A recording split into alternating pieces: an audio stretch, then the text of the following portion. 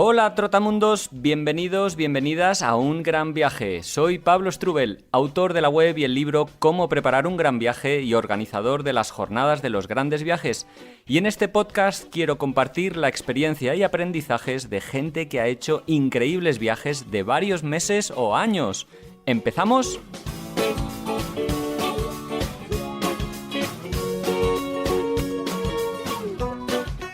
Hola, ¿qué tal, viajeros, viajeras? ¿Cómo estáis? Espero que muy bien. Yo feliz de estar una semana más aquí al otro lado de los micrófonos. Y hoy no me voy a enrollar mucho porque quiero poneros ya mismo la entrevista que he hecho a Javier Lorente y a Vanessa García, un ingeniero agrónomo y una arquitecta que en enero de 2016 emprendieron un gran viaje de 758 días, bueno, un poquito más de 2 años, por América, Asia y finalmente Oceanía y Estados Unidos. Ya os contaremos un poquito el porqué de todo. Y también hablaremos bastante de la vuelta que no está siendo nada fácil a pesar de que ya hayan vuelto pues hace casi 3 años. Pero bueno, creo que es muy importante también hablar de cómo es el regreso y de qué se siente, ¿no? Después de un viajazo que, como nos decía Vanessa, es lo mejor que ha hecho en su vida y que los 2 años que ha estado viajando han sido los mejores que ha vivido hasta la fecha. Pero bueno, antes de poneros la entrevista, muy rápidamente, gracias a todos los que aún estáis rellenando la encuesta. Os lo contaba en el podcast número 52. Muchos comentarios súper interesantes, gracias. También gracias a todos los que estáis poniendo reseñas y comentarios en Apple Podcast o en iVoox, se agradecen un montón. Y gracias también a los que, escucháis semana tras semana los podcasts. En esta semana en concreto, el último ha sido el de Leti Legarda y ya estamos por más de 1000 escuchas en iVoox. Así que, estoy súper contento y esto nos da ese empujoncito que semana tras semana nos viene muy bien a los que estamos aquí haciendo esto, tanto yo como los viajeros. Bueno, os dejo con la entrevista a Javier Lorente y Vanessa García, que podría ser que les conocierais como Buscando a Cochet. Hola Javier, hola Vanessa, ¿cómo estáis? Hola, ¿qué tal? Hola, muy buenas, muy bien. Pues nada, encantado de saludaros y vamos a empezar a hablar un poquito de vuestro viaje y lo primero que me surge es pues esa duda de cuándo o cómo surgió la idea de iros de viaje durante un año de tiempo, que era lo que en principio ibais a estar viajando. Pues mira, es una cosa lo de hacer un viaje tan largo que llevábamos ya tiempo rumiando en la cabeza. Yo recuerdo, pues a lo mejor desde 6 o 7 años de finalmente, antes de hacerlo, habíamos visto otros viajeros que, pues que habían estado dando la vuelta al mundo, ¿no? Haciendo viajes muy largos y siempre nos daba mucha envidia. Y aparte, hicimos un viaje que fue el transmongoliano, que estuvimos, posiblemente fue de los viajes más largos que hicimos antes de este, que estuvimos como unos 20 días y allí ya sí que conocimos en persona a mucha gente que había hecho viajes largos y desde ese momento se nos metió entre ceja y ceja que esto lo teníamos que hacer. Ya, entonces, vosotros ya estabais bastante curtidos, ya habíais viajado bastante como pareja antes de ese día. Sí, habíamos hecho viajes, pues eso, al final estábamos trabajando, intentábamos cogernos pues 2, 3 semanas más o menos. Habíamos estado en Cuba también 3 semanas, habíamos estado eso, haciendo el transmongoliano 3 semanas y luego sí que habíamos estado haciendo algún otro viaje y siempre nos quedaba eso, ¿no? La vuelta, teníamos esa sensación de pensar que había gente que seguía y nosotros nos teníamos que volver, ¿no? ¿Sucedió algo en particular o algo clave os animó a tomar la decisión de decir, venga, tiene que ser, lo tenemos que hacer? Pues mira, esto es, es bastante personal, pero al final, después de, como decía Vanessa, estos 7, 8 años que llevábamos dándole vueltas, pues, por circunstancias, mi madre se puso enferma de cáncer y en cuestión de 8 meses prácticamente, se murió, ¿no? Y eso fue como el detonante final para decir, oye, mira, esto que llevamos, siempre encontrábamos excusas para no tomar la decisión final, como siempre había cosas que hacer, temas de trabajo, temas de familia, y esto fue como decir, pues mi madre siempre tenía ilusiones por cumplir que nunca ya iba a poder cumplirlas, y entonces pues nosotros no podíamos dejar pasar más tiempo, ¿no? Así que eso fue como el detonante principal y a partir de ahí nos pusimos una fecha y al ponernos una fecha fue como, mira, esta fecha ya la tenemos que cumplir y a partir de aquí partimos. ¿Cuánto tiempo de preparativos recordáis? ¿Cuánto fue esa fecha? ¿3 meses, 6 meses? Pues sí, posiblemente fue unos 5 o 6 meses desde que lo dijimos. Mm. ¿Y qué miedos o qué os preocupaba a la hora de decir, ostras, lo vamos a hacer? Podían ir mal muchas cosas. Yo creo que la verdad es que teníamos tanta ilusión que miedos, o sea, muchos miedos no, pero yo sí que tenía como yo era muy pesada con esto, con hacer el viaje largo.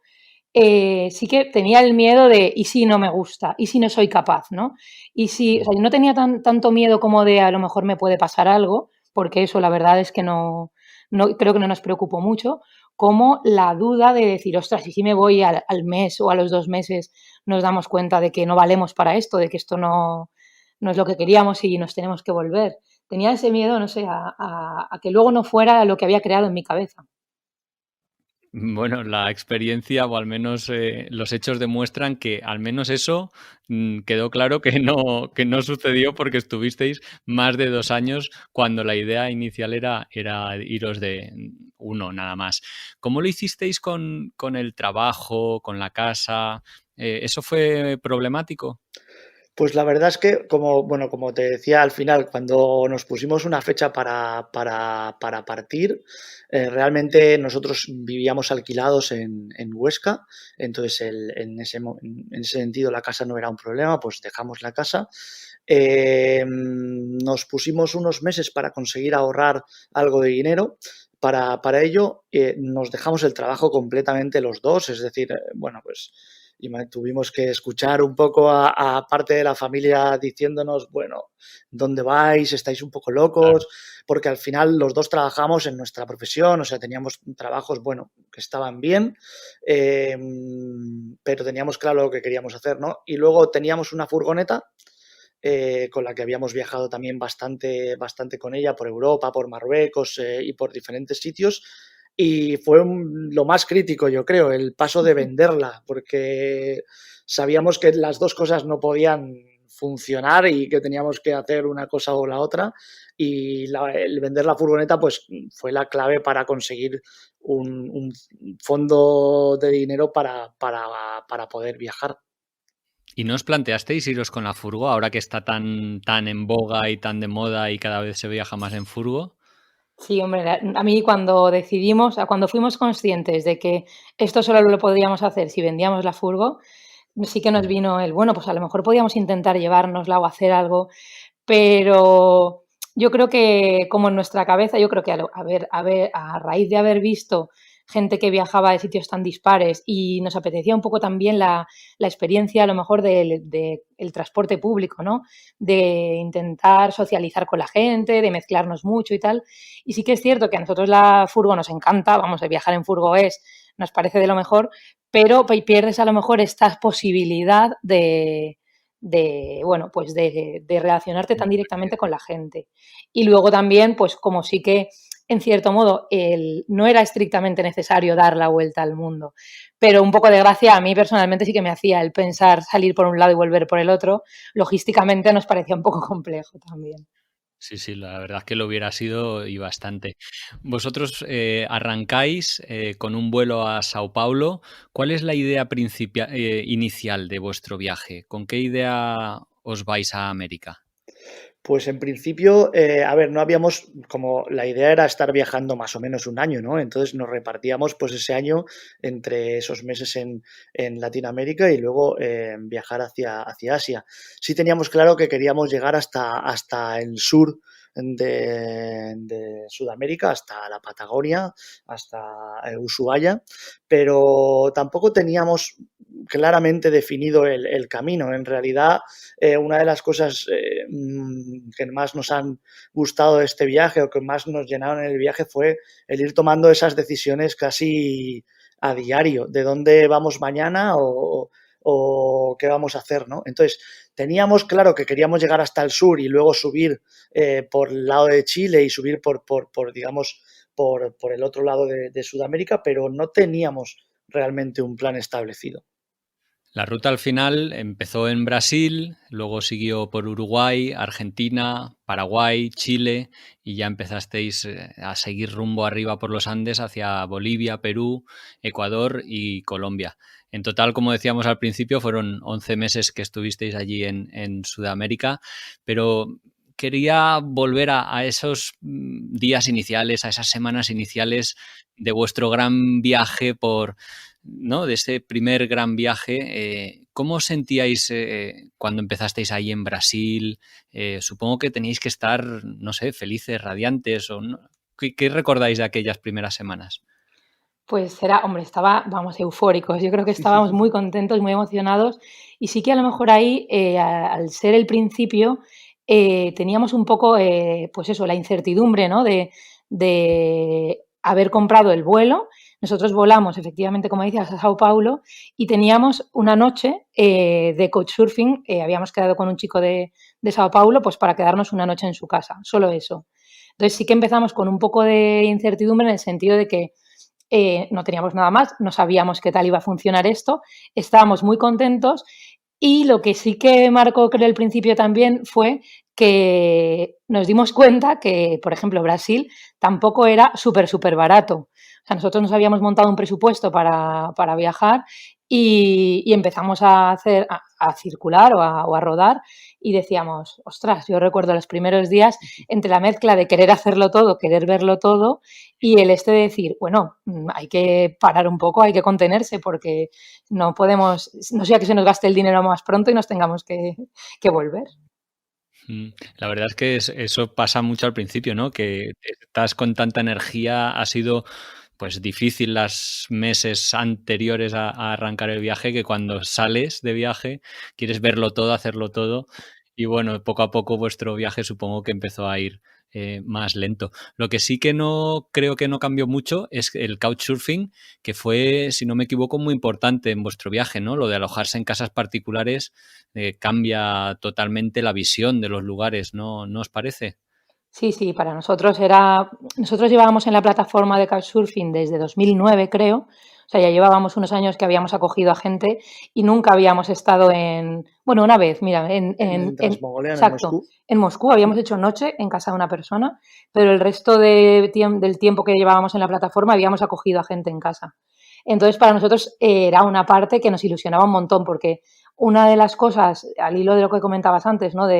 Del run que teníamos previo de tener claro que queríamos hacer el gran viaje, venía de toda la gente que habíamos acogido que estaban haciendo viajes largos y nos contaban, nos encantaba que viniera gente a casa a contarnos cosas de su viaje y tal.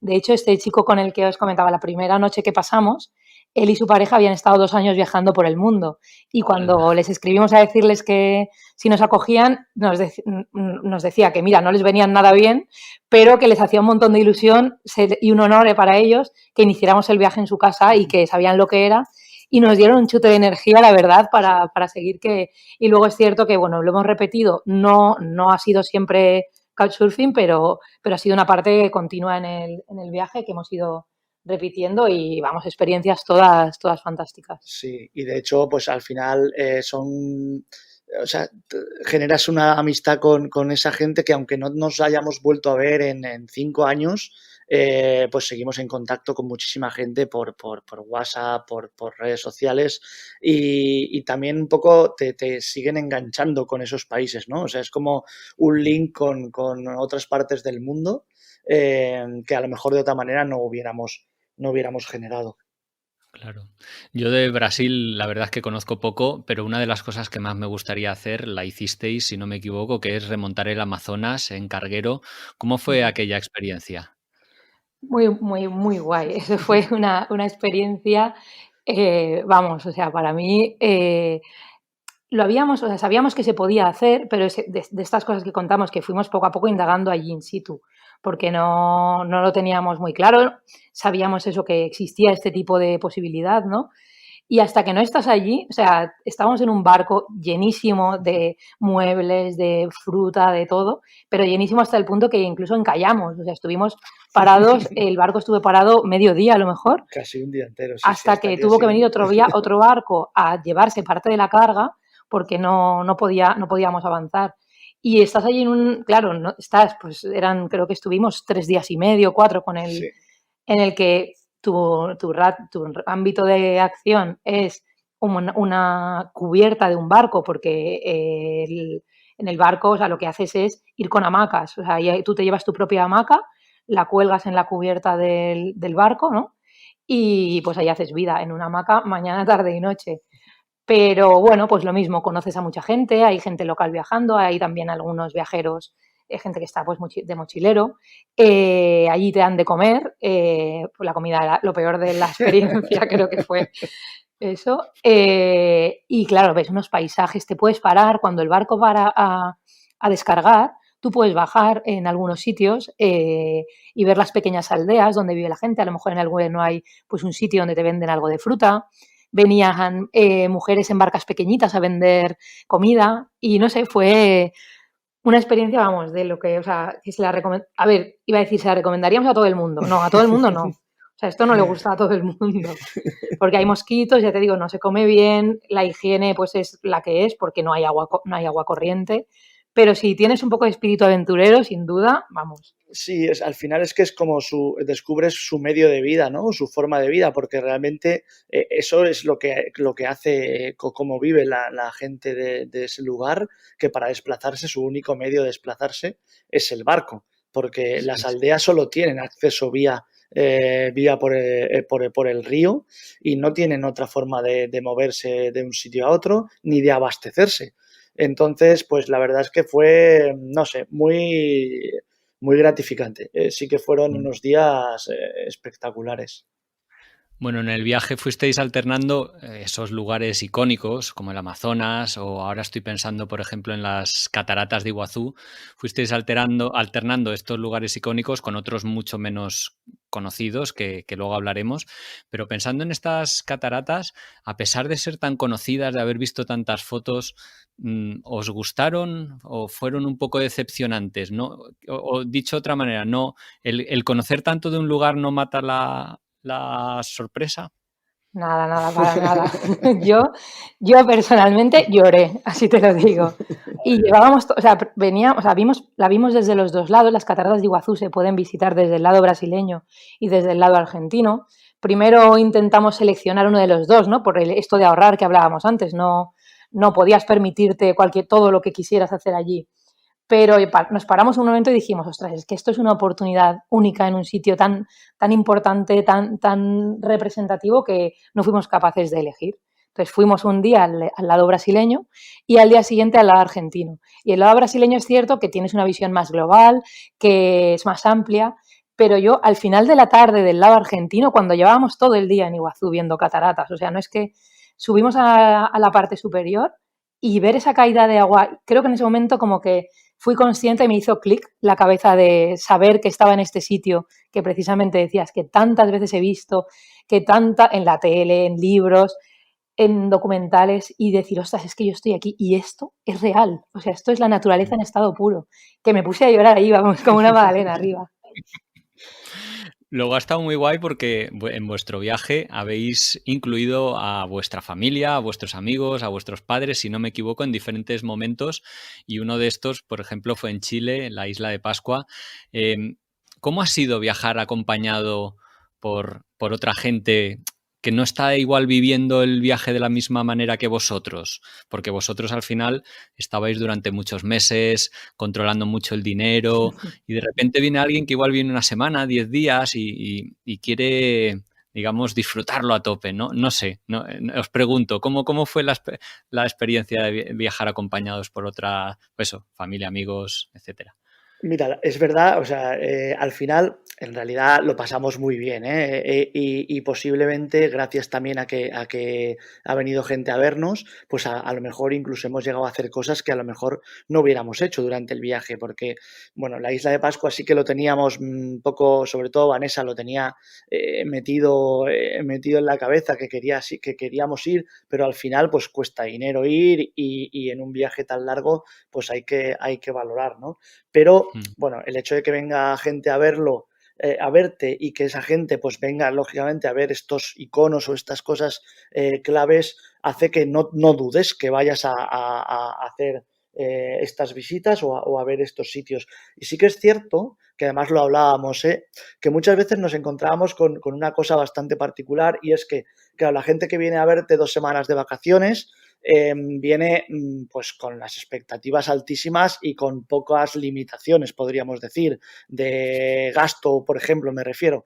Y claro, tú estás en el extremo opuesto.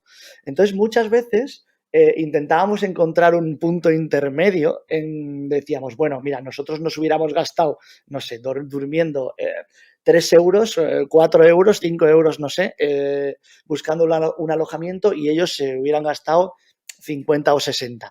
Vamos a intentar buscar algo intermedio, ¿no?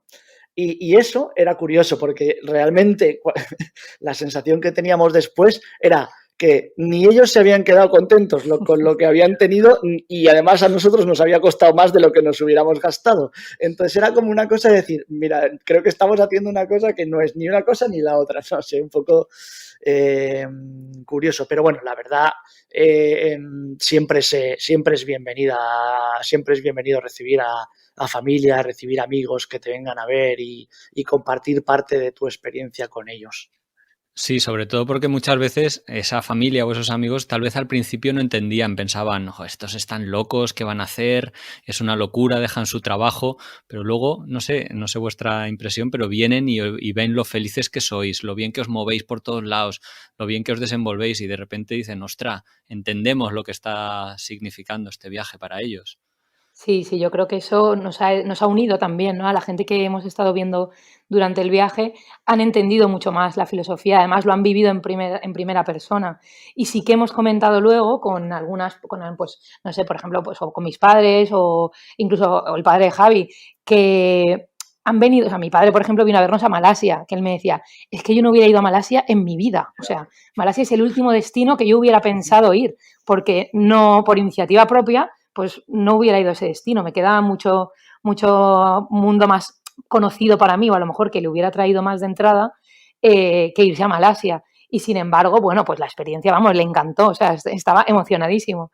Pero bueno, yo creo que les hemos ayudado también a salir de sus circuitos habituales y también, bueno, lo que decía Javi, no podíamos conceder todo, o sea, económicamente nosotros no nos podíamos permitir lo que ellos hubieran querido. Y mira que nos ofrecían, ¿eh? Pues esto los invitamos, pues, y esto lo pagamos nosotros. Y bueno, pues alguna vez aceptas, pero no se trata de eso, o sea, nosotros estábamos muy bien viajando con nuestro presupuesto diario, entonces al final hemos buscado el equilibrio y bueno, hemos disfrutado mucho, ¿eh? La verdad es que es una suerte, creo que poder tener esta suerte de que vengan a verte, a Estoy, buscarte por el mundo. Estoy totalmente de acuerdo, sí. Bueno, hemos saltado muy rápidamente, ni hemos mencionado Uruguay, ni Argentina, ni Paraguay, pero me gustaría ir un poco hacia Perú o Ecuador, que son dos países en los que pasasteis 3 meses en cada uno de ellos. O sea, de repente llegasteis a Perú y no sé qué pasó, el ritmo se ralentizó, ibais a una media de mes por país y demás, y ahora, ¡boom!, en Perú 3 meses, Ecuador 3 meses.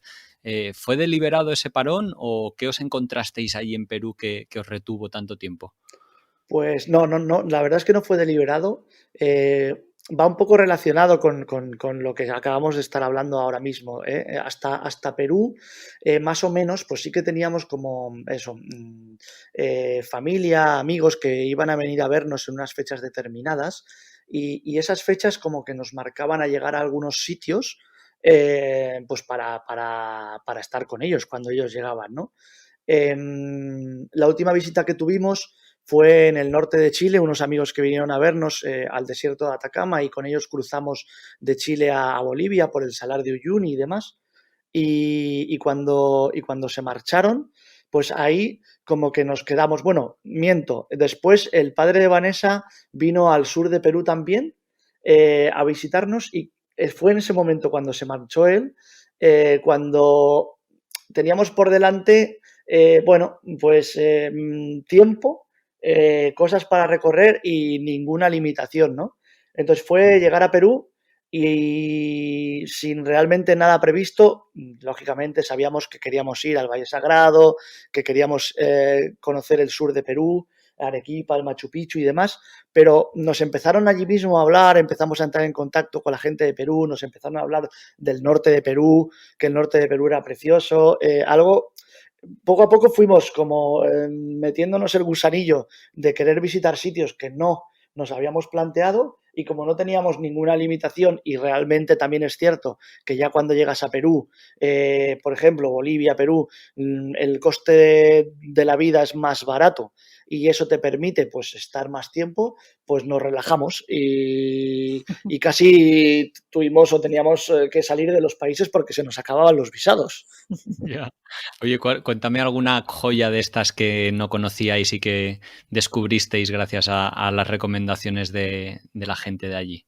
Pues mira, ahora que estamos en Perú, por ejemplo, yo en Perú recuerdo dos. Una fue en el sur, fuimos a las ruinas de Choquequirao. Todo el mundo conoce el Machu Picchu, pero el Choquequirao pues es otra ciudad de la época y hay que llegar por ahora, bueno, no sé si, o sea, si sigue así, pero solo se podía llegar andando en un trekking de varios días. Entonces, bueno, estuvimos informados, nos dijeron que valía mucho la pena, que teníamos que ir. Teníamos una amiga que vivía allí en el sur de Perú, nos insistió mucho y empezamos a buscar información. Nos plantamos en Cachora, que es el pueblo desde el que la gente salía a hacer esta excursión. Y bueno, allí alquilamos material de montaña en una casa particular de una persona y hicimos el trekking este de los 2 días y medio que estuvimos nosotros caminando para llegar a Choquequirao a visitar las ruinas y nos pareció espectacular, un sitio muy, muy recomendable, tranquilísimo, no había prácticamente ningún turista después de haber estado en el Machu Picchu, que imagínate, pues es, vamos, es muy, muy concurrido. Era una joya en la que nos hubiéramos quedado más días, efectivamente, aquí. Habíamos alquilado el material para un par de noches, no, tampoco podíamos retrasarnos y fue una pasada. Y la otra fue estuvimos en la Cordillera Blanca, las montañas del Guayguas, que lo mismo, cuando fuimos hacia Perú, yo creo que es que no sabía ni que existía esa cordillera.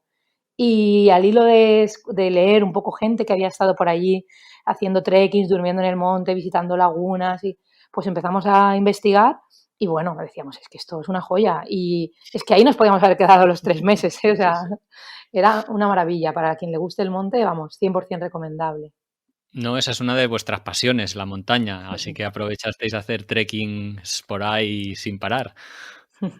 Sí, sí, sí, la verdad es que, bueno, una de las cosas que siempre hacemos cuando vamos de viaje y demás es llevarnos con nosotros la ropa de montaña y nos gusta mucho hacer trekkings, nos gusta mucho correr también por la montaña, ir ligeros por la montaña y entonces, pues bueno, muchas de estas cosas que hicimos o grandes recorridos por estos países fueron así, ¿no? Con tienda de campaña, pero lo más ligero posibles y a lo mejor pues rutas que igual gente hace en 5 o 6 días, pues tratarlas de hacer un poquito más rápido y hacerlas un poco más intensas. La verdad es que en ese sentido nos encanta ir a la montaña, es así. Fíjate, el trekking de Santa Cruz, que la gente, yo no lo hice porque no estaba, o sea, yo no podía hacer eso en un día, pero salimos, yo le dejé en el punto donde salía ese trekking, ¿vale? Y él se fue corriendo y yo fui en transporte público, tenía que llegar al mismo sitio, o sea, la jugada era que yo volvía al punto de partida en una combi, luego tenía que coger otra combi y luego un taxi de estos de montaña para llegar al pueblo donde termina el trekking de Santa Cruz. Y llegó él antes que yo, o sea. Ahí va. Sí, sí, sí. Ya queda dicho todo ahí. Bueno, en Ecuador también nos pasasteis otros 3 meses y ahí tuvisteis una experiencia, yo creo que cambia mucho la dinámica de un viaje, ¿no? El trabajar, el colaborar con una ONG. Contadnos un poquito cómo fue esa experiencia. ¿Y en qué consistió? Pues sí, la verdad es que te cambia todo, o sea, te cambia perspectivas, te hace caer al mundo real, te permite relacionarte con personas que viven allí, bueno, nosotros, por poneros en situación, estuvimos, cuando ya estábamos de viaje, ocurrió un terremoto en Ecuador, no sé si os acordaréis, y quedó destrozada una parte muy importante de la zona de Esmeraldas y Manabí en la costa oeste de Ecuador.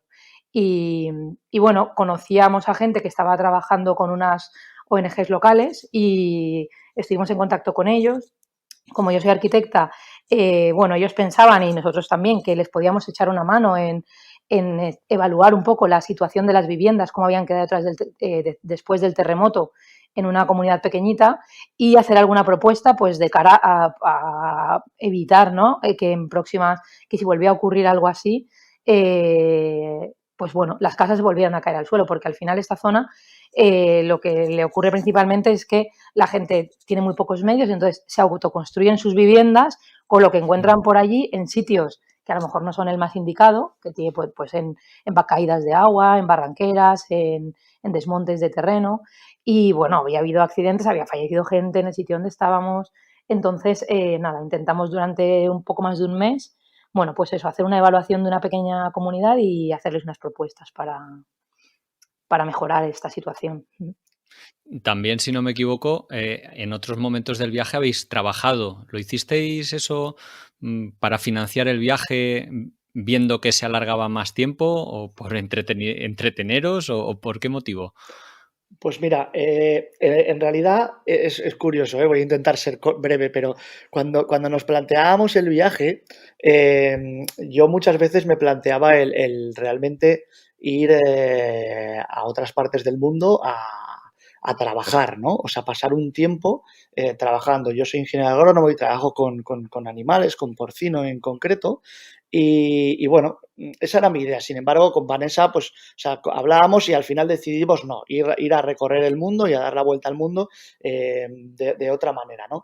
Pero yo en realidad sobre la marcha fui, cada vez que llegaba a un país intentaba contactar con alguien de mi sector, ¿no? Bueno, pues para conocerlo, para conocernos, para vernos, y de esa manera, casi sin darnos cuenta, pues empezamos a generar una serie de conexiones que me permitieron o nos permitieron empezar a hacer trabajos en estos países, ¿no? Y de hecho, pues bueno, a día de hoy, varios años después de que volviéramos de este gran viaje, la realidad es que seguimos trabajando en esos países. Yo vuelvo a trabajar a Latinoamérica con cierta frecuencia. Bueno, ahora este año con COVID no, pero lo he hecho y tengo una relación laboral con muchos de los países en los que estuvimos, pues interesante. Así que fue casi sobre la marcha.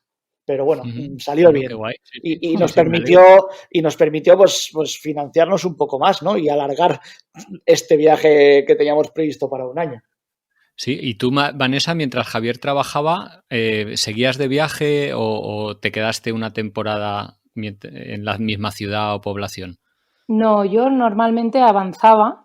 No han sido periodos muy largos los que los que no hemos estado juntos, pero sí que ha habido varias, pues bueno, a lo mejor una semana o 15 días lo máximo. Y algunas veces, o sea, yo iba avanzando a otro ritmo, pues igual iba a haber algo, o sea, en ningún caso me quedé esperándole en la misma ciudad, creo. Iba aprovechaba para visitar otras cosas, pues eso, a lo mejor aprovechaba también para hacer couchsurfing. Sí, por ejemplo, en Lima, sí que me quedé 4 días allí en Lima extras, más allá de lo que me iba a quedar, después de haberla visitado los dos, porque conocí a una chica que, bueno, tuvimos buena relación, o sea, nos caímos bien mutuamente y estuvimos allí una semana más en Lima, en su casa, pero en general yo iba avanzando. Estaba bien porque era como...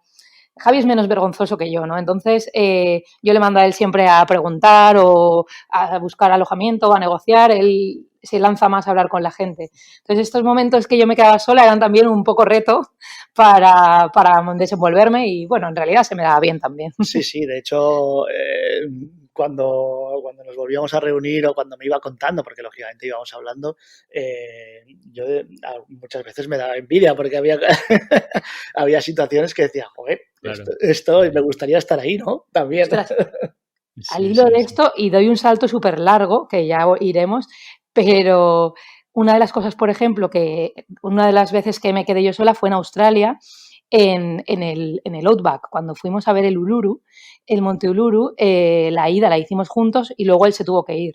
Y yo me quedé allí.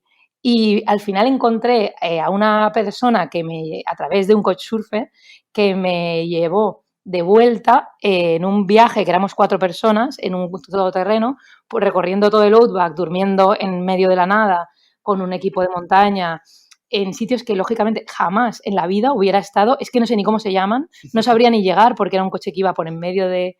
Entonces al final es cierto que tampoco he estado tan mal cuando he tenido buenas experiencias, sí. Sí. Bueno, llegasteis a Colombia, cumplisteis el 11º mes de viaje. Como habíamos dicho al principio, pensabais estar más o menos un año, pero ¿en qué momento decidisteis continuar por Asia? A ver, nosotros habíamos pensado un año o un año y medio. No teníamos estrictamente, como no teníamos excedencia del trabajo ni nada, que lo habíamos dejado, sí que pensábamos entre año y medio que iría. Entonces, cuando nos dimos cuenta, yo creo que fue en Ecuador, que dijimos, ostras, si se van a pasar ya los 11 meses y no hemos salido de Sudamérica. Entonces nos compramos un billete o sea, nos sentamos delante del ordenador un día a buscar dónde podemos ir desde aquí, o sea, desde Colombia, y, y sí que teníamos claro que con la idea esta romántica, ¿no?, de dar la vuelta al mundo, de eso, de salir de España por un lado y volver por el otro, que a mí me hacía un poco de gracia, pues yo tenía claro que teníamos que seguir hacia avanzar, o sea, cruzar un charco. Y estuvimos mirando dónde era más barato volar. O sea, al final nuestro destino en ese momento lo marcó, que luego no sé si era la mejor elección, porque nos salía que lo más barato era volar desde Bogotá a Tokio.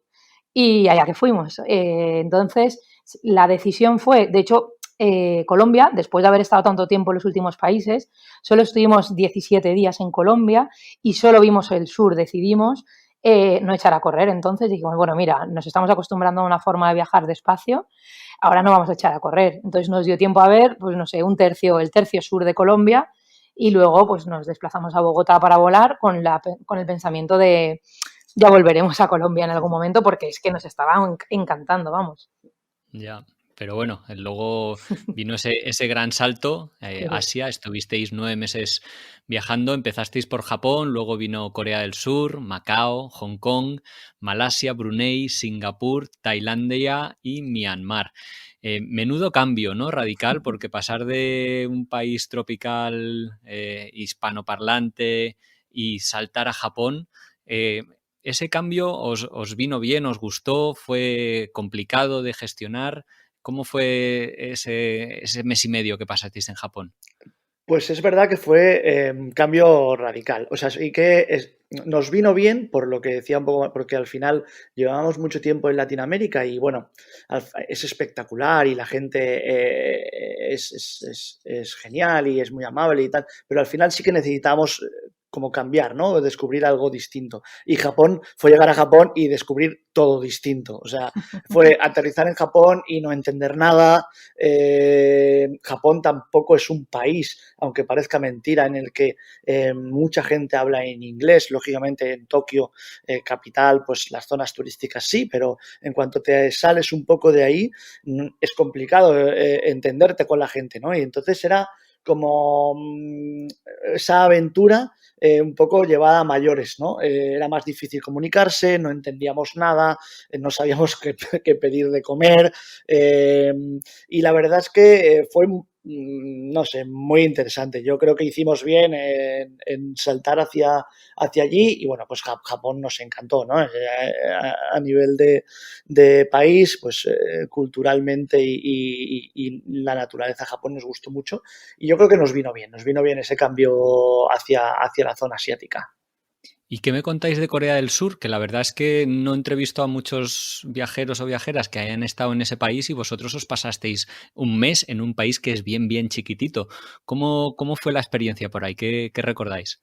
Pues fue una sorpresa también, no sabíamos mucho de Corea del Sur, era la salida, lo mismo en este caso de nuevo, porque era lo más barato desde Japón, salimos por Corea del Sur y bueno, no teníamos muchas expectativas, la verdad, pero cuando empezamos a leer al hilo, o sea, nosotros eso, como decíamos antes, vamos buscando un poco, ¿no?, sobre la marcha dónde ir después y empezamos a leer alguna cosilla del sur, o sea, en principio dijimos, bueno, pues vamos a Seúl unos días y seguimos. Pero luego al hilo de descubrir, pues que hay, por ejemplo, templos muy chulos, que hay, también hay montañas espectaculares, a los coreanos les encanta salir al monte y también pudimos hacer algún trekking por allí. Pudimos viajar a Jeju, que es una isla que es digna de visitar también. Hay mucho patrimonio, que yo soy muy fan. Entonces, bueno, nos ofrecía un país tan pequeño, un montón de elementos interesantes, ¿no?, para el viaje y la gente era divertidísima, o sea, también pudimos hacer couchsurfing allí y es que era reírte todo el rato, o sea, no sé, son muy graciosos los coreanos, sí, sí.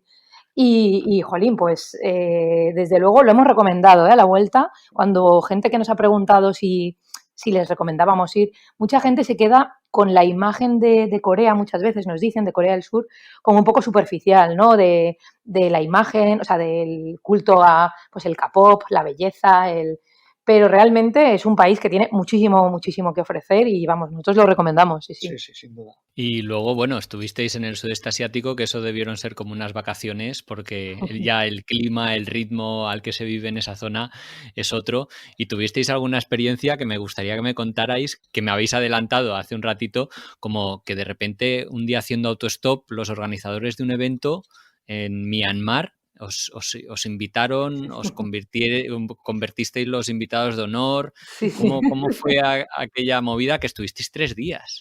Sí, pues mira, el sudeste asiático tiene también extremos, ¿no? O sea, tiene una zona, pues Tailandia, lógicamente, es mucho más turístico, el norte no tanto, pero también. Pero luego cuando te vas a países como Myanmar, como Laos, pues son países interesantísimos y espectaculares, ¿no? Y entonces, pues bueno, esto fue en Myanmar. Fue a salir del lago Inle, ¿no? Sí, Además que salíamos de una zona muy turística como era el lago Inle. A ver, muy turística en Myanmar es que te puedes encontrar a 4 o 6 personas extranjeras por el camino. O sea, no estamos hablando de una zona muy turística, pues eso, como Bangkok o como alguna zona de Tailandia, ¿no? Pero bueno, salíamos de ahí, como siempre, no teníamos nada previsto, no sabíamos ni siquiera hacia dónde íbamos. Bueno, más hacia dónde íbamos sí, pero no cómo íbamos a llegar. Y se nos hizo tarde en un pueblo a la salida del lago Inle, se nos empezaba a hacer tarde y queríamos llegar a un sitio en el que no podíamos, estábamos intentando conseguir un autobús y no encontrábamos. Es muy difícil entenderte con la gente en estos países porque lo mismo, prácticamente nadie habla inglés y encima pues no entiendes nada del alfabeto que hablan allí y al final pues decidimos intentar hacer autostop y se nos estaba haciendo de noche. Y tuvimos la suerte de que enseguida, realmente, no estuvimos tanto tiempo, nos paró un grupo de personas que cuando le dijimos dónde íbamos, nos dijeron, mira, no os podemos llevar allí hoy, pero sí os podemos, nosotros vamos a una celebración budista que es este fin de semana en esta zona y cuando termine, pues os podríamos acercar a que cogierais un autobús para ir donde queríais ir y aquí pues os acogemos como invitados si queréis y la verdad es que pues nos pareció un plan inmejorable y allí que fuimos y la verdad es que fue espectacular. Que Vanessa te cuente algún detalle más, pero... Es que no, claro, bueno, nos llevaron allí donde, por supuesto, lo que sí que nos advirtieron era que nos teníamos que adaptar a las normas. Entonces, las normas eran que Javi tenía que dormir con los hombres y yo tenía que dormir con las mujeres, que no había baños, o sea, si te querías asear, había zonas separadas donde ellos te daban además una especie de túnica para ducharte, vamos a decirlo así. Y bueno, nos invitaron a eran en realidad como una serie de conferencias y actuaciones musicales y nos decía que eran gente eruditos del budismo, ¿no?, que iban a dar charlas a personas interesadas. Claro, era o sea, no hablaba nadie inglés, De solo la mano, persona sí. que nos paró. Sí, Entonces, sí. nosotros estábamos allí en el evento mirando las danzas y eso muy guay, pero cuando estaban hablando, lógicamente no te enterabas absolutamente de nada, muchas sonrisas, pero ya está. Y luego, bueno, éramos, claro, los super anfitriones, o sea, perdón, ellos eran unos super anfitriones que nos honraban con la mesa especial, sirviéndonos, todo el mundo quería venir a vernos, a hacerse fotos con nosotros. Javi, bueno, yo creo que se ponían todos los monjes a hacerse fotos con Javi en medio, le hacían ponerse, yo qué sé, parecía una estrella de cine, la verdad, era muy, muy gracioso. Y fueron súper amables, Sí, espectacular. comimos muy bien, estuvimos, claro, nosotros intentábamos preguntarles a alguno que hablaba un poquito de inglés, sí que intentábamos, ¿no?, interactuar un poco para, pues bueno, para también saciar su curiosidad, ¿no?, ya que nosotros estábamos allí saciando la nuestra. Entonces, algunos sí que hablaban un poquito de los monjes más jóvenes y con ellos sí que tuvimos un poco de conversación. Pero no, fue una cosa muy divertida, la verdad. Sí, sí. Pues nuevo cambio en la ruta porque de Myanmar, si no me equivoco, saltasteis a Australia, otro cambio radical en la cultura, en el clima, en el desarrollo económico, en todo. Estuvisteis 3 mesecitos por Australia y Nueva Zelanda. Ujú. ¿Ya sabíais que el viaje se estaba acercando a su final, aunque os quedaran todavía 5 meses? ¿Cómo os sentíais? Sí. Sí que ya, o sea, cuando tomamos la decisión, bueno, al final, eso, estábamos en el sudeste asiático y tomamos la decisión de decir, bueno, estamos aquí.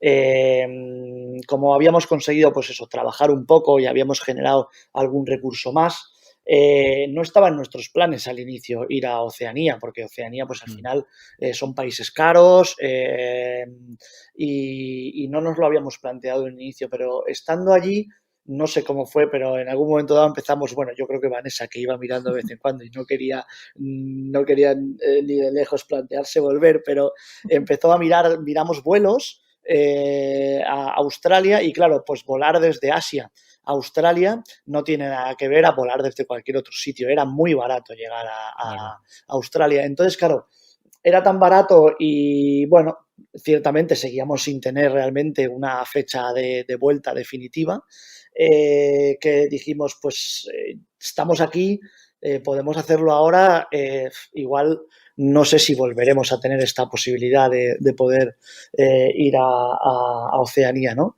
Y bueno, así fue la decisión, tampoco nos costó demasiado en realidad. Una vez nos planteamos esto, miramos vuelos y decidimos lanzarnos a la aventura. ¿Aprovechasteis a alquilar alguna furgoneta y moveros en furgo recordando viejos tiempos? Sí, sí, sí, sí. Además, era una de las cosas que nos hacían un montón de ilusión. Por el camino, en otros países, pues habíamos alquilado motos, ¿no? En Asia se lleva mucho lo de Ah, alquilar sí, sí. motos, bicis también, pero en Japón alquilamos un coche, pero nada más. Y en Australia sí que vimos, claro, dado el precio que tenían los alojamientos y el transporte, que ya vuelve a ser una cosa más elevada, la opción de alquilar una furgoneta siempre es una forma de, no es que sea económico, pero digamos que puedes ahorrar un poco, porque sobre todo puedes cocinar, entonces no tienes que ir de restaurantes. Y Sí. alquilamos, sí, en Australia yo creo que alquilamos 2 o 3 furgos, hicimos esto que le llaman relocation también, que es que en las empresas de autocaravanas tienen que devolver una furgoneta a otro sitio, ¿vale? Entonces tú te puedes ofrecer a devolverla. Tiene un inconveniente que es que ellos te limitan el tiempo. Por ejemplo, nosotros cuando fuimos hacia el Outback, lo que decía antes, cuando fuimos hacia el centro de Australia, fuimos con una furgoneta que nosotros por el alquiler de la furgoneta no pagamos nada, fue gratis. La tuvimos Ujú. que llevar y ellos nos pagaron la gasolina y lo único que tienes que hacer un ritmo de, pues no sé si eran 600 o 700 Sí, kilómetros al 700 día. kilómetros O sea, diarios, tienes sí, que sí. usarla para circular. Pero bueno, nos permitió el poder acercarnos a una zona a lo mejor que sin eso no habríamos podido, la verdad. Ujú. Oye, mucha gente cuando se plantea hacer un viaje así o tiene sus dudas y entre los miedos siempre mete, pues yo qué sé, el miedo a que le pase algo. ¿Tuvisteis algún percance con alguna moto o algún, no sé, a lo largo del viaje? ¿Alguno? Sí, sí. A ver, normalmente eso suele haber como diría yo, como dos miedos, ¿no? Uno es el tema de la seguridad muchas veces, y en ese sentido, bueno, a nosotros en concreto, el viaje nos fue espectacular. Tuvimos un par de pequeños problemas en Ecuador y poco más. Y luego Asia y el sudeste asiático, por la cultura también que tienen, son países súper seguros. Y luego sí, claro, al final en realidad, cuando lo piensas con perspectiva, estás haciendo muchas cosas que posiblemente aquí, en tu ritmo normal en España o en la vida un poco más acomodada, más europea, no harías, ¿no? Te subes en camionetas que no te subirías, que van sin ningún tipo de control, coges motos que a lo mejor no eres un gran experto en motos y te pegas rutas de 200 y pico kilómetros en moto sin manejarlas perfectamente. Entonces sí, con una moto en Tailandia sí tuvimos una caída, un percance, bueno, relativamente, bueno, no fue importante porque al final no nos pasó nada, pero bueno, algunas heridas y demás.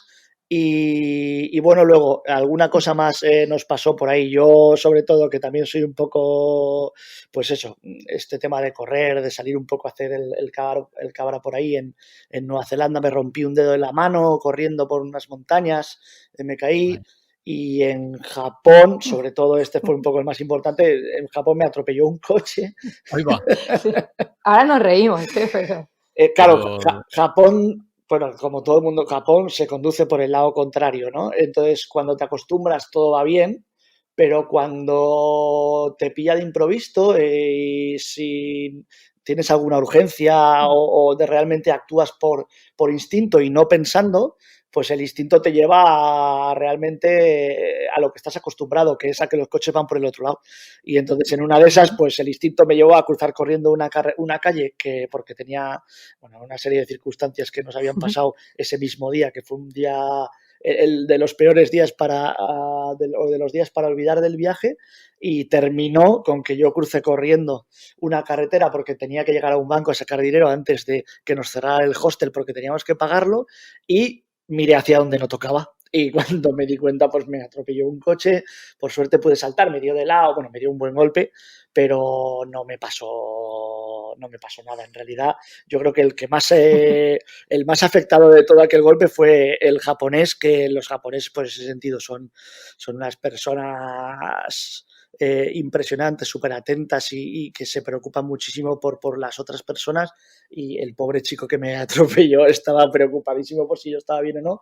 Y bueno, la verdad es que no me pasó nada grave. Hemos tenido algunas cosas, pero yo entiendo que son relativamente normales para un viaje de este tipo. y es que al final estáis, claro, dos años de viaje haciendo actividades, moviéndoos de un lado para otro, cambiando de lugar, o sea, no es como nuestras vidas rutinarias aquí, que más o menos están controladas, ¿no? Es normal que sucedan cosas porque hacemos muchas cosas, la verdad. Claro.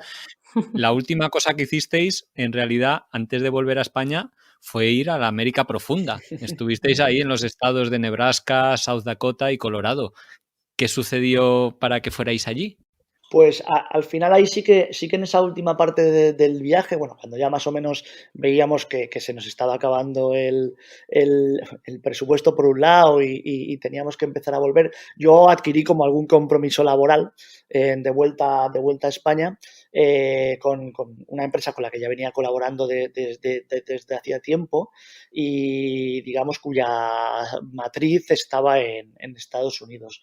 Entonces, pues por alargar también el viaje, conseguimos cuadrar como una estancia en prácticas allí en Estados Unidos, y la empresa tenía base en Nebraska, en Columbus, en un pueblecito de Nebraska, en medio de, bueno, iba a decir de la nada, pero Sí, más claro. o menos podría ser de la nada. Y bueno, para allá que nos fuimos. Y la verdad es que, sinceramente, estuvimos casi 3 meses en esa América profunda, y es una de las grandes experiencias del viaje también, sin duda. Porque normalmente cuando alguien se plantea ir a Estados Unidos, a América profunda, la gente habla de la Ruta 66 y todo este tipo de rutas. Nosotros no lo hemos hecho y es una cosa que nos gustaría hacer y seguro que está espectacular. Pero poder vivir el día a día de esa Deep America durante este tiempo, en pleno invierno, porque llegamos en diciembre a 30 bajo cero y estuvimos a esas temperaturas pues prácticamente todo el invierno, pues fue muy divertido y una gran experiencia. tengo una duda. Desde el principio del viaje os pasasteis buscando a Cochet. ¿Quién es? ¿De qué iba ese, no sé, juego que dio nombre a vuestra web y redes sociales? Pues mira, Cochet era un cerdito de peluche que le regalé yo a Javi en 2006, creo que fue, 2006. en un viaje que me fui yo a Lyon, que él no pudo venir, y le traje de regalo el peluche este, que además era un peluche de estos que se metían en el microondas, de estos que son como que tienen dentro unas semillas o algo. O sea, quiere decir que pesaba un huevo, era pesadito. Y empezamos a llevárnoslo de viaje y a hacerle fotos en los sitios. Y bueno, pues se convirtió en la estrella de los viajes y teníamos ahí yo creo que un punto ya hasta extremadamente friki de hacerle fotos a Cochet en todas partes. Le hicimos un Facebook y un blog y todo, o sea, Y resulta que en el Transmongoliano, el último día de viaje, que menos mal que fue el último día, porque si no yo creo que me habríais gustado mucho, en un mercado de Pekín, cuando, pues eso, justo el día de antes de irnos, lo sacamos para hacer una foto, lo apoyamos en un bolso y desapareció. Y entonces siempre decíamos que como a nosotros nos tocaba volver, y ahí fue donde nos dimos cuenta de que queríamos seguir de viaje, o sea, fue como ese viaje fue el que siempre contamos que fue el que nos hizo tener claro que esto lo teníamos que hacer y que era algo que queríamos, siempre decíamos que Cochet lo que había hecho era quedarse por el mundo de viaje esperando a que volvamos a por él. Y entonces, bueno, al hilo de eso, con la gracia de Cochet, cuando quisimos hacer un blog para contar nuestras aventuras, decíamos, pues bueno, vamos a irnos a ver si encontramos a Cochet por el mundo. Y por eso de ahí viene el... Muy bueno. En realidad no queríamos encontrarlo, porque encontrarlo igual hubiera significado tener que volver, Claro, pero... claro. Y bueno, eso es lo que os pasó al final. 758 días después de haber partido, tocó volver. ¿Qué os motivó regresar? ¿El trabajo? ¿Estabais cansados? ¿No teníais dinero? Nada, ¿Qué pasó? no. O sea, yo creo que... En realidad nada. Yo creo que... O sea, no fue tanto una decisión, digamos, libremente tomada como el ser conscientes de que, bueno, pues los fondos se acababan, podíamos seguir intentando, ¿no?, arañar un poco. Sí que es verdad que teníamos ganas de ver a la gente, de estar un poco con la familia, de compartir espacio y rato con los nuestros, pero vamos, yo hubiera firmado el venir el volver un par de meses o 3 y volvernos a ir. Pero pensamos, pues eso, que necesitábamos, si queríamos seguir viajando, pues a lo mejor parar un poco, volver a ahorrar o no sé, o sea, fue una decisión, digamos, para mí muy triste. O sea, yo el día que compramos el billete de vuelta, creo que fue el peor día del viaje, sin duda, como el asumir que eso ya se acababa. Pero bueno, sabíamos cuando salimos que queríamos volver, además coincidió la vuelta. Cuando íbamos a volver nosotros era cuando Algo que Recordar sacó su segundo vídeo, que hablaba del regreso precisamente.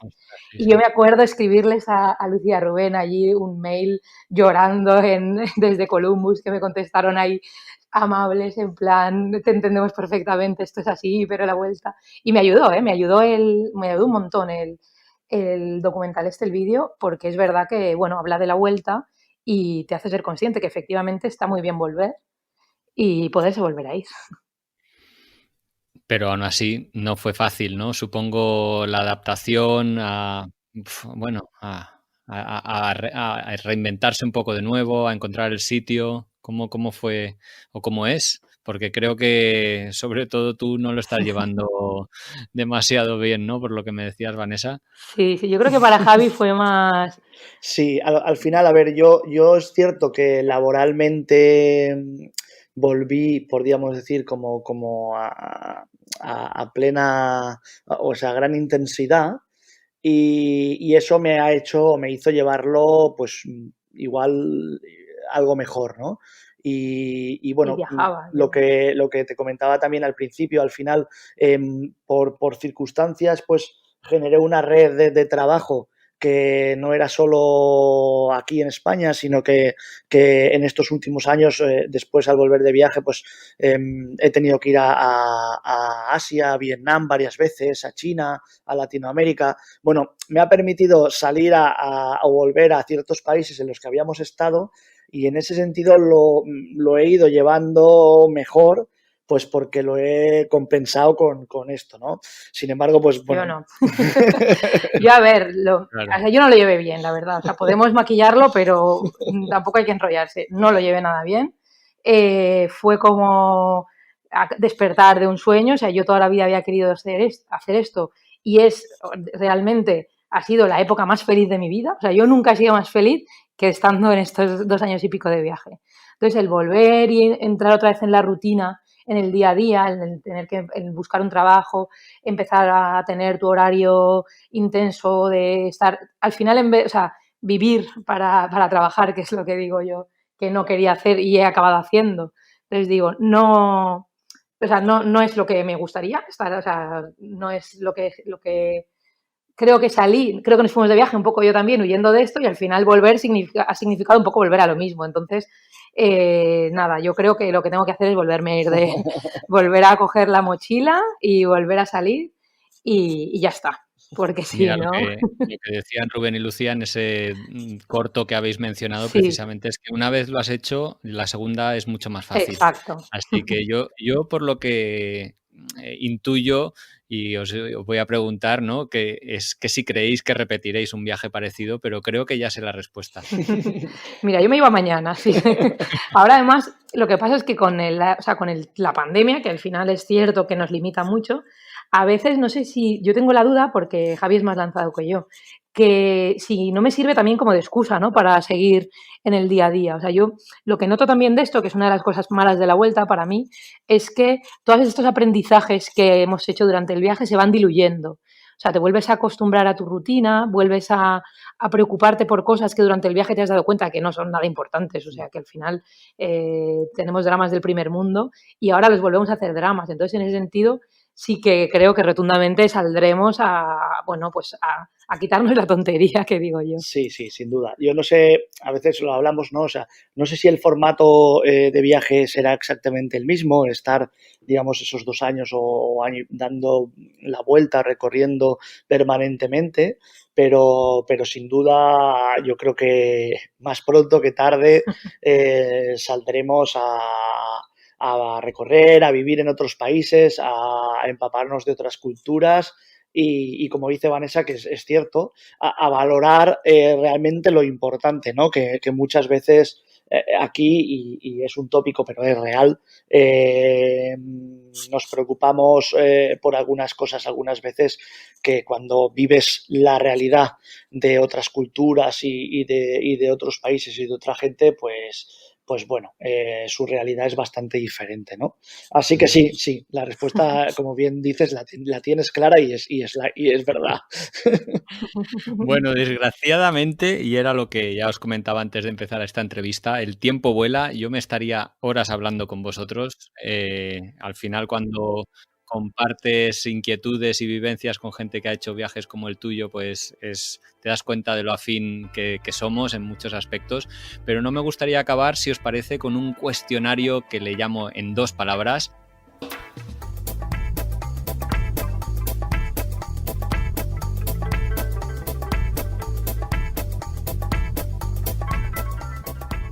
Bueno, pues el cuestionario empieza por la comida y os pregunto por qué comida no probasteis.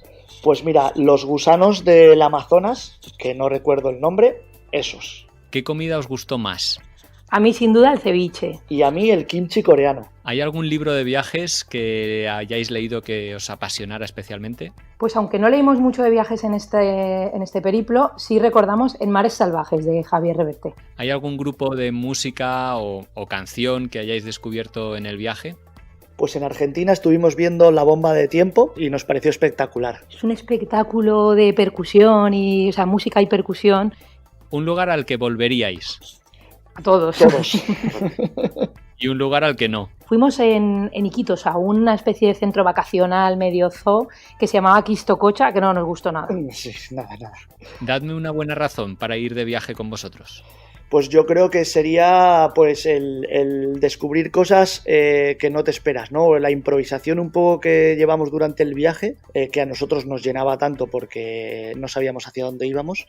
¿A qué edad y cuál fue el destino de vuestro primer viaje solos? El mío fue a Nueva York, que creo que fue con 21 años. Y yo con 19 años me fui en tren solo a París. ¿Cuál ha sido lo peor de salud que os haya pasado en un viaje? Hombre, en mi caso lo que te he contado, el accidente con el coche en Japón. ¿Tenéis algún amuleto? Viajamos con otro peluche, un cerdito de peluche nuevo que se llama Strike. ¿Habéis traído algún recuerdo de este gran viaje?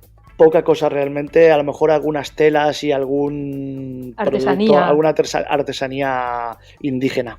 ¿Hay algún objeto con el que viajéis siempre? Yo tapones para los oídos. Y yo las zapatillas de correr. ¿Sois frikis o expertos o, no sé, apasionados de algo? Javi es un apasionado de preguntarlo todo, y probarlo todo. Sí, un catacaldos que diríamos. Si tuvierais un cheque en blanco, ¿qué viaje haríais? Pues sin duda, a una expedición a la Antártida. ¿Qué cosas habéis hecho por primera vez en este gran viaje? Autostop.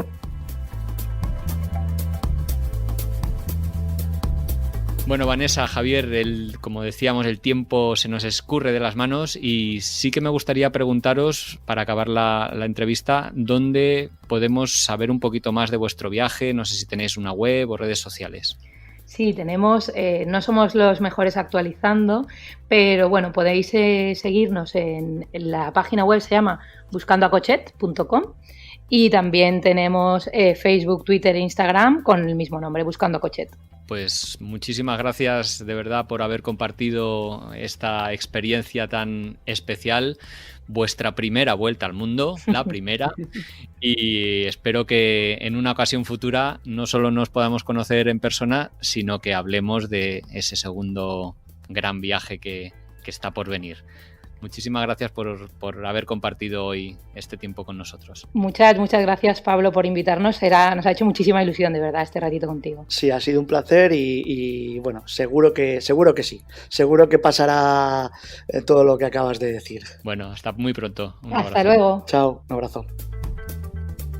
Y esto ha sido todo por hoy. Os quiero dar las gracias por haber escuchado hasta aquí. Si os ha gustado mucho, compartidlo, dadle al like o... bueno, poner cualquier comentario que os parezca relevante, porque eso nos da mucha energía y ganas de seguir adelante con este proyecto. Un saludo a todos los oyentes de Radio Viajera, iVoox, iTunes, Spotify o allí donde nos estéis escuchando y hasta la semana que viene.